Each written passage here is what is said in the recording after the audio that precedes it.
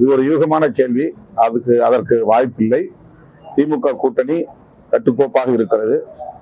கலைஞர் நூற்றாண்டு நினைவு நாணயம் வெளியிட்டதற்கும் கூட்டணி அரசியலுக்கும் எந்த சம்பந்தமும் இல்லை. அது ஒரு அரசு விழா, அவ்வளவுதான். மாநில அரசும் மத்திய அரசும் சேர்ந்து நடத்திய ஒரு அரசு விழா, அவ்வளவுதான். மாநில அரசுக்கு அதிகாரம் இருக்கலாம்.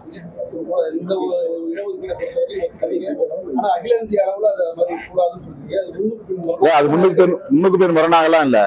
நாங்க ஆதரிச்சு அது நடைமுறைக்கு வந்து 15 ஆண்டுகளாக அது நடைமுறையில இருக்கு. அது ஒன்றும் புதுசா இப்ப அறிவிச்சது இல்லை. அதை தடுக்கிறதுக்கு எந்த முகாந்திரமும் அதுல கிடையாது.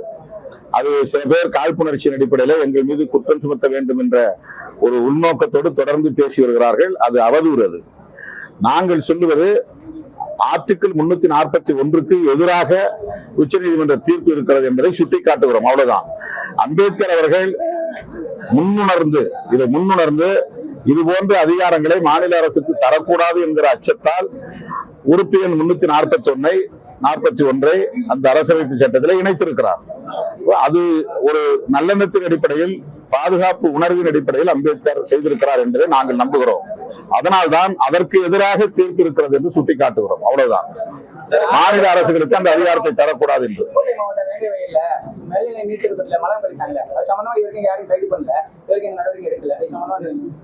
விசாரணை நீண்டு கொண்டிருக்கிறது. நாங்கள் இது குறித்து பலமுறை அரசின் கவனத்திற்கு கொண்டு போயிருக்கிறோம். DNA டெஸ்ட் சிலரிடத்தில் நாங்கள் செய்து கொண்டிருக்கிறோம். பலர் அதற்கு ஒத்துழைப்பு தரவில்லை. அந்த விசாரணை இன்னும் முடியவில்லை என்ற பதிலை அரசின் தரப்பிலிருந்து சில அதிகாரிகள் எங்களுக்கு தகவலாக தந்திருக்கிறார். அண்ணாமலையை பொறுத்த வரைக்கும் எடப்பாடி பழனிசாமி வந்து அவரு அதிமுக பொதுச்செயலாளரை பத்தி தரப்புறம் விமர்சனம் செஞ்சாருன்னு சொல்லிட்டு நீங்க போராட்டம் நடத்திட்டு இருக்க. அதே கட்சியை சேர்ந்த அவங்க முன்னாள் கவர்னர் தமிழிசை என்ன சொல்லியிருக்காங்க, தமிழக தலைவர்களை பத்தி ஒரு மேல் மட்டத்துல நாகரிகமா பேசணும்னு சொல்லியிருக்காரு. உங்களோட கருத்து ஒரு அரசியல் தலைவர் அவங்க கட்சியிலேயே அவருக்கு வந்து அறிவுரை சொல்லியிருக்கிறார்கள். அது போதும் என்று கருதுகிறேன். தமிழக மீனவர்களை 100க்கும் மேற்பட்டவரை சிறைப்பிடிச்சு வச்சிருக்காங்க இளைஞர்கள். சிஎம் கூட மீனவர்கள் அடிக்கடி கைது செய்யப்படுவதும் அவர்களுடைய உடைமைகள் எடுத்துச் செல்லப்பட்டு அங்கே சட்ட நடவடிக்கைக்கு உட்படுத்தப்படுவதும் சேதப்படுத்தப்படுவதும் நீடிக்கிறது. ஆட்சி மாறினால் எல்லாம் மாறும் என்று காங்கிரசுக்கு எதிராக காங்கிரஸ் அரசு இருப்பதனால்தான் இதுவெல்லாம் நடக்கிறது. பிஜேபி அரசு வந்தால் ஈழத்தமிழர்களின் பிரச்சனைக்கு தீர்வு கண்டு விடலாம், தமிழ்நாட்டு மீனவர்களின் பிரச்சனைகளுக்கு தீர்வு கண்டு விடலாம் என்று கூட தமிழ்நாட்டில் பல பேர் பேசினார்கள். ஆனால் ஆட்சி மாற்றம் நிகழ்ந்து 10 ஆண்டுகளுக்கு மேலாகியும் கூட ஈழத்தமிழர்களுக்கும் பாதுகாப்பில்லை, தமிழ்நாட்டு மீனவர்களுக்கும் பாதுகாப்பில்லை. இந்திய இலங்கை அரசுகளுக்கு இடையிலான உறவு காங்கிரஸ் ஆட்சியின் போது எப்படி இருந்ததோ அப்படித்தான் இப்போதும் நீடிக்கிறது. இதை முதலில் நாம் புரிந்து கொள்ள வேண்டும். தமிழ்நாட்டு மீனவர்களின் பாதுகாப்பை இந்திய ஒன்றிய அரசு உறுதிப்படுத்த வேண்டும்.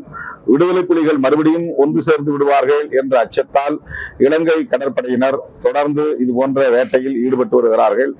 அதற்கு இந்திய கடற்படையை சார்ந்தவர்களும் ஒத்துழைப்பது கண்டனத்திற்குரியது. முத்தமிழ் முருகன் மாநாட்டில் அந்த கல்வி சார்ந்த நிறைவேற்றப்பட்ட தீர்மானங்களை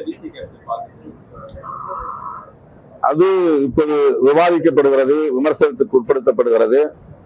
எந்த வகையிலும் மதசார்பின்மைக்கு ஊறு விளையாத வகையில் தமிழ்நாடு அரசு இது போன்ற நடவடிக்கைகளில் கவனமாக இருக்க வேண்டும் என்பது என்னுடைய வேண்டுகோள். நடிகர் விஜயோட அரசியல் கடந்த 100 ஆண்டு மயிலாடுதுறையில வந்து RMS ரயில்வே மீல் சேவைக்காக அது என்னதுன்னா அந்த இடத்த வந்து காலி பண்ணி போகணும்னு சொல்லி ஒரு வாரத்துல காலி பண்ண சொல்லி நோட்டீஸ் கொடுத்தாங்க. இவங்க என்ன சொல்றாங்கன்னா, இடம் இருந்தா பரவாயில்ல, நீங்க திருவாரூர் கொண்டு போயிடுங்க அப்படிங்கிறாங்க. இப்ப அது தடை கொண்ட இங்கிருந்து காலி 3 வருஷத்துக்கு மேல அங்க RMS இயங்கிட்டு இருக்கு. நைட்டு, அதாவது நைட்டு 6 மணில இருந்து விடிய காலையில 6:40 வரைக்கும் அது இயங்கும். அதை இப்ப அது வந்து யார் அப்புறம் ரயில்வே நிர்வாகம் வந்து நீங்க இடத்த காலி பண்ணுங்கிறாங்க, வேற இடம் கொடுக்காம. 2 பேர் பில்டிங் கட்ட வேண்டியிருக்கு. என்ன பில்டிங் கட்ட போறாங்க? அந்த அம்ரிஷ் பாரத் திட்டத்தோட இது எக்ஸ்டென்ஷன் நடந்துட்டு இருக்கு. அதனால ஏற்கனவே இயங்கிட்டு இருந்த பில்டிங்ல இருந்து இவங்க வெக்கேட் பண்ணிட்டாங்க. மாற்று RMS அது இடம் இருக்குது, வேற இடத்துல இடம் இருக்கிற கொடுக்க மாட்டாங்க. அதுவும் இந்திய ஒன்றிய அரசுடைய இரவு நேரத்துல போய் நாங்க ரேடியோட எல்லாரும் அப்ளிகேஷன் போடுறது இதெல்லாம் போடுறது பெரிய வசதியா இருந்தது. அதை வந்து எடுத்து இது தொடர்பாக ரயில்வே துறை அமைச்சரின் கவனத்திற்கு விடுதலை சிறுத்தைகள் கட்சியின் சார்பில் கொண்டு செல்வோம். அவர்களுக்கு மாற்று இடம் இங்கேயே வழங்க வேண்டும், அதன் அருகிலேயே வழங்க வேண்டும் என்று வலியுறுத்துவோம். பாதகம் செய்பவரை கண்டால் நாம் பயங்கொள்ளலாகாது பாப்பா. மோதி மிதித்து விடு பாப்பா, அவர் முகத்தில் உமிழ்ந்து விடு பாப்பா. அண்மை செய்திகளை உடனுக்குடன் தெரிந்து கொள்ள இணைந்திருங்கள் இயம்நாடு தொலைக்காட்சியுடன்.